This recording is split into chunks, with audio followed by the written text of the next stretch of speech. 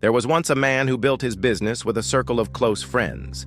They laughed together, celebrated wins together, and trusted each other blindly. But as the business grew, cracks began to appear. A friend who had once cheered him on started envying his success.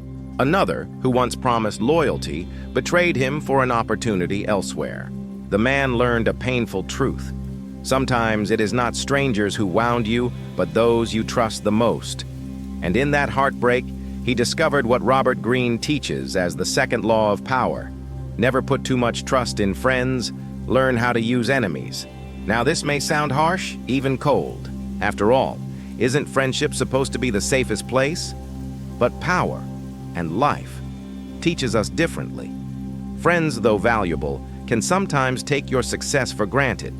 Familiarity can breed entitlement. They expect more, demand more, and sometimes feel overlooked when your light begins to shine brighter. That's why blind trust can become a weakness. Enemies, on the other hand, are different. They have something to prove. When you reconcile with an enemy, they often show greater loyalty than a friend because they want to erase the shadow of the past. They understand the value of opportunity and will work harder to earn trust that was once lost. Strange, isn't it?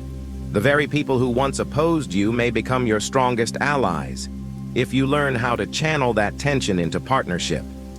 But let's be clear, this law isn't telling you to distrust everyone around you. It's teaching you to be wise. Trust is powerful, but it must be earned and balanced. Power is not about living paranoid. It's about living prepared. Don't lean on people simply because they are close.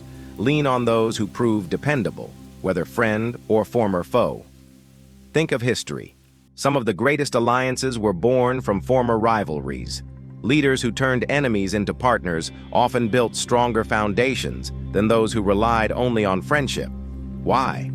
Because necessity breeds loyalty, and ambition sharpens commitment. So, what's the motivation for you today?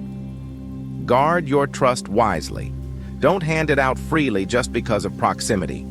Value your friendships, but don't be blind to human nature. And don't ignore the potential in those who once stood against you. Life's irony is this. Sometimes the hand that pushes you down today could be the hand that lifts you tomorrow, if you know how to use wisdom over emotion. Power belongs to those who see people clearly, not through the lens of comfort, but through the lens of truth.